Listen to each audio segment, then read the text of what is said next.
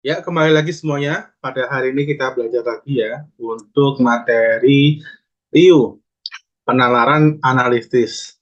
Dan dari sini ada beberapa jenis tes yang biasanya muncul di materi ini. Nah, biasanya materi ini kan terkait dengan nanti ada berupa urutan, ya kan ada sebuah urutan, nah, nanti diurutkan berdasarkan apa. Biasanya ditanya ada urutannya, kita contoh soalnya. Lalu misalkan di urutan kedua atau ketiga atau pertama, nanti kita apa bentuknya. Nah, di sini gimana Kak cara mengurutkannya? Ada dua jenis. Yang pertama dengan order, yang kedua dengan kombinasi. Nah, itu masing-masing punya jenisnya. Di order ada namanya order kualitas, ada namanya order kuantitas, ya kan? Untuk order kualitas, ya kan, biasanya dia tidak bisa dikuantifikasi, misalkan, ya kan? Dia misalkan eh, ada suatu saat lebih baik atau lebih menarik, itu namanya order kualitas, ya kan? Sedangkan order kuantitas itu sudah bisa dikuantifikasi ordernya. Misalkan jumlahnya berapa, tingginya berapa, kalau misalkan di tinggi, orang tinggi, beratnya berapa, nah itu kan namanya ada kuantitinya ya, dan angka, itu namanya order kuantitas. Nah, bagaimana cara menentukannya? Kalau order kuantitas, kita bisa langsung petakan saat itu juga. Oh, diketahui tingginya ini. Berarti langsung kita bisa petakan. Sedangkan kalau dia order kualitas, dan biasanya soal-soal TIU itu adalah order kualitas ya, itu ada comparable antara satu dengan yang lain. Contoh, A lebih mahal ketimbang B. B lebih mahal ketimbang C. Nah, apakah kayak gitu gambarannya ya. Jadi kan bentuknya komparasi. Nah, tidak bisa langsung kita bentuk suatu peringkat. Sedangkan kalau order kuantitas, misal A harganya 10.000, B harganya 20.000 dan semacam-macamnya. Itu adalah dari urutan atau order. Lalu ada kombinasi. Kombinasi itu biasanya digunakan untuk periode. Misalkan ada dua nih, ada jadwal dan posisi.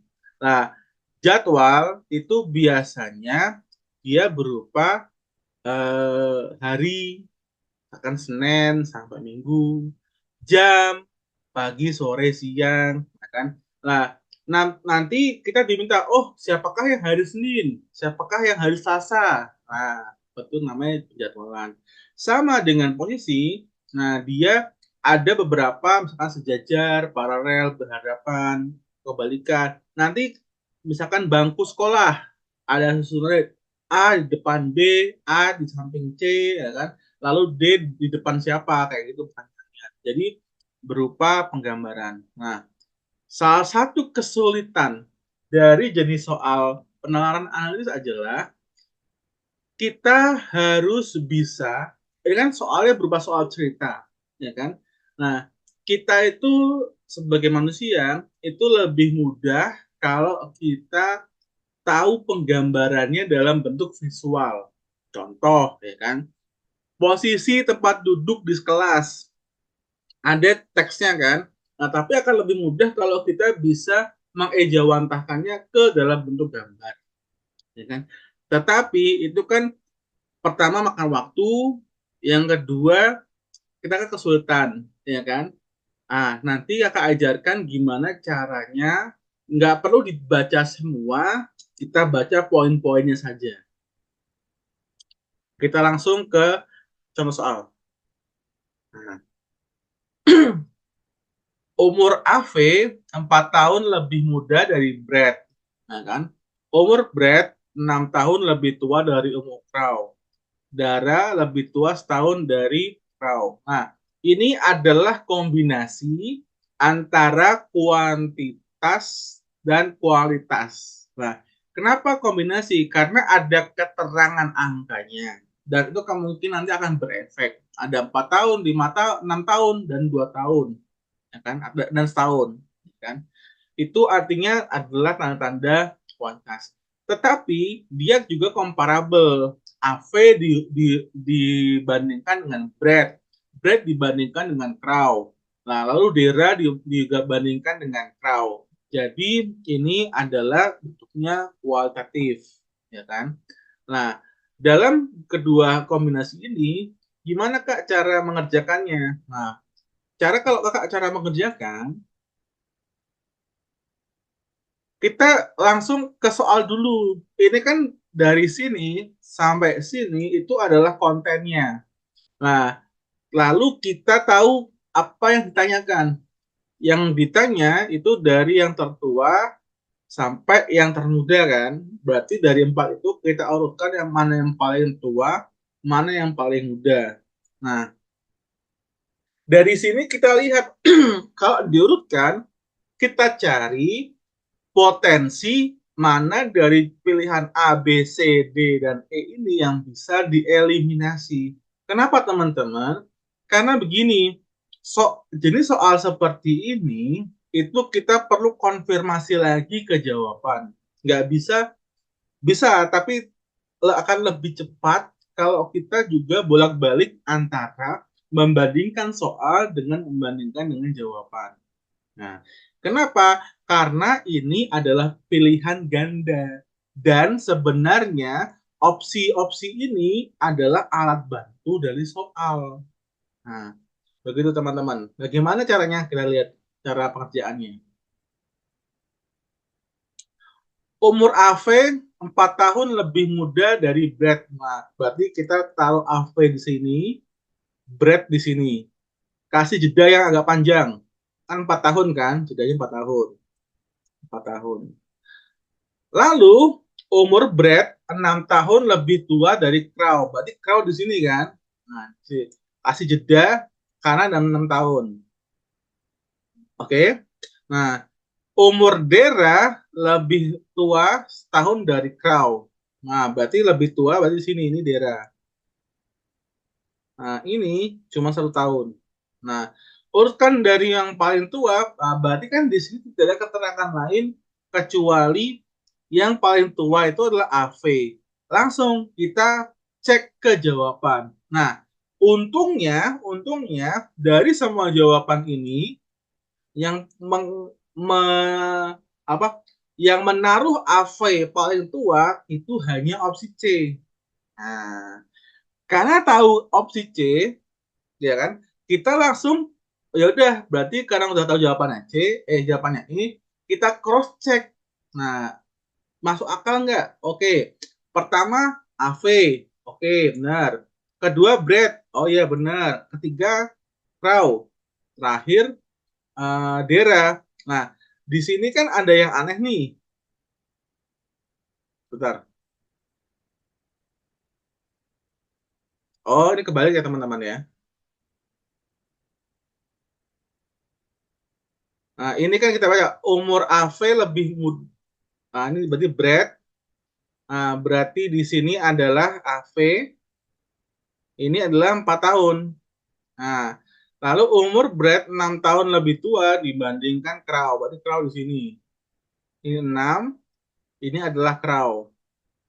Nah, umur Dera itu lebih tua setahun dari Crow. Berarti Dera di sini. Nah, setahun. Nah, berarti yang paling tua adalah Brad kan di sini kan. Nah, di sini yang Brad itu cuman ya ini enggak, ini bukan. Cuman B atau C. Nah, di sini jelas bahwa semuanya itu Brad paling tua, si Crow paling muda. Nah, sekarang berarti yang menjadi pilihan itu manakah yang lebih tua antara Brad, antara AV atau Dera. Nah, di sini kita lihat kalau kalau jarak antara AV ke Brad itu 4, ya kan? Sementara jarak dari Brad ke Crow itu adalah 6. Sedangkan Dera itu tahun lebih tua. Berarti jarak antara Brad dengan Dera itu adalah 5 tahun.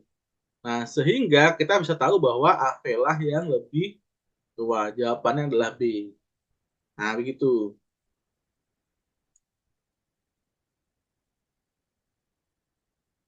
Lanjut. Beberapa orang meninggal di bulan ini. Milo wafat pada Desember 98 ketika Cherry berusia 24 tahun. Nah, usia Milo pada waktu itu adalah 29 tahun. Cherry wafat 1 tahun. Oke, dilihat kita sudah baca nih. Itu kan namanya pengantar ya. Kita tandain. Ini adalah konten.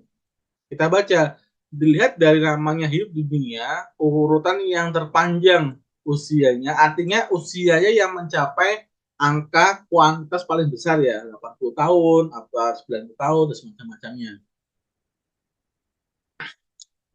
Ketika lihat, Milo wafat pada Desember 98, ketika Cherry berusia 24 tahun. Oke.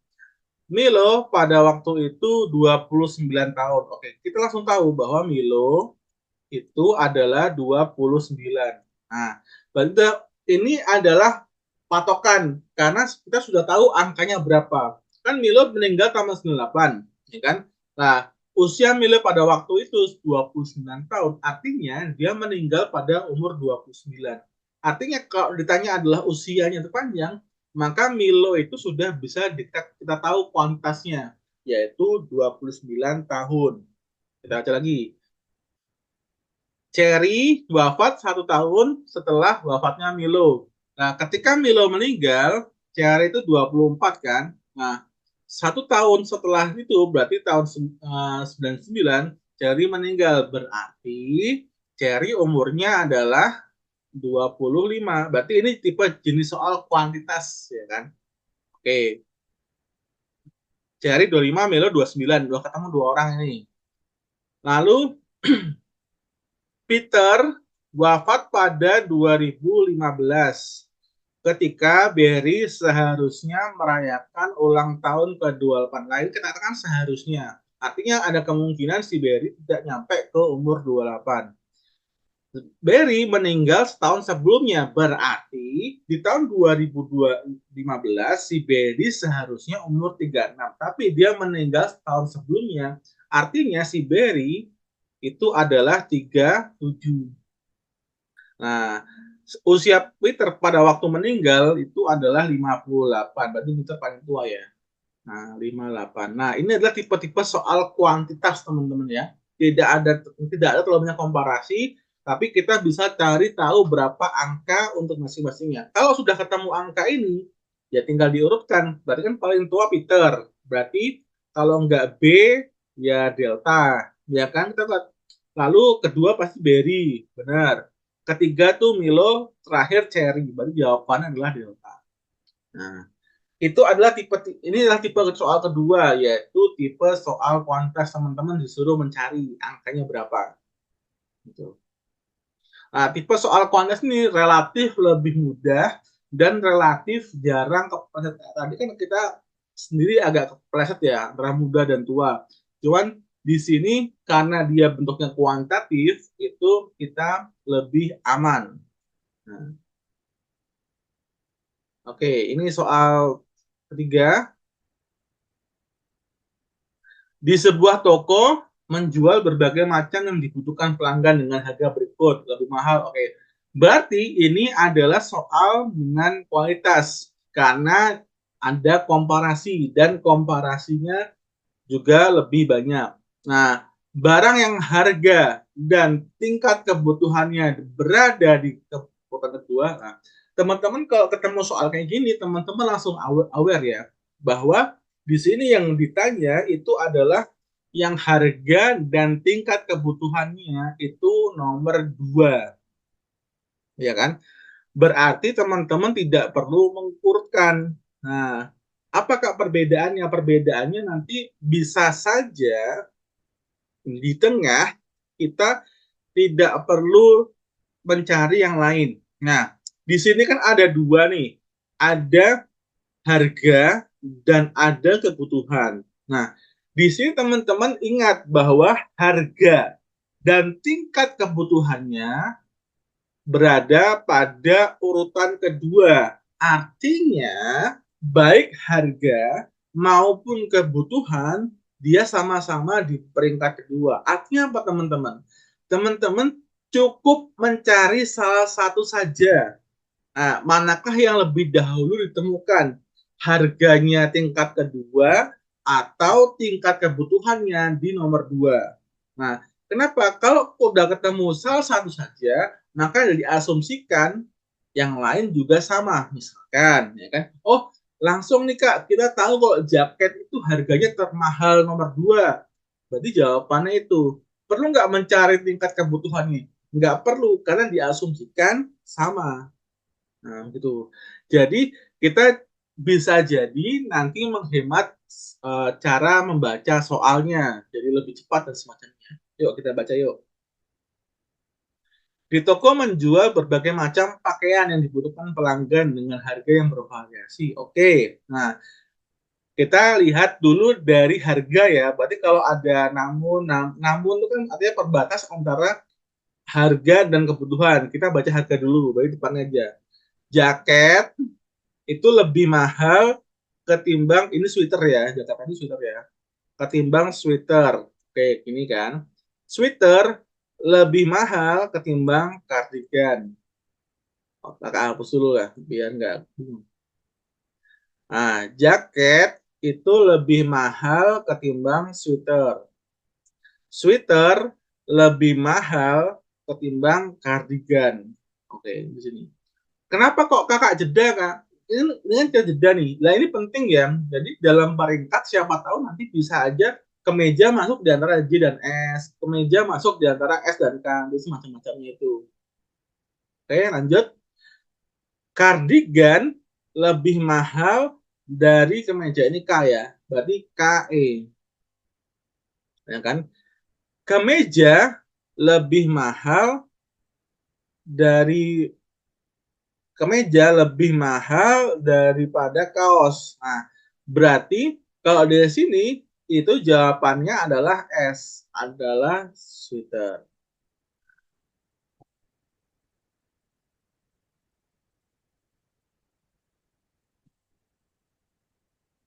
Oke, jadi teman-teman nggak perlu nyari yang tingkat kebutuhannya berapa, karena dia langsung ketahuan, oh kita pakai salah satu saja. Nah, itu adalah cara kita menghemat soal. Kenapa teman-teman? Nah, jadi gini, dalam soal cerita maupun bagian verbal kecuali yang verbal analogi ya.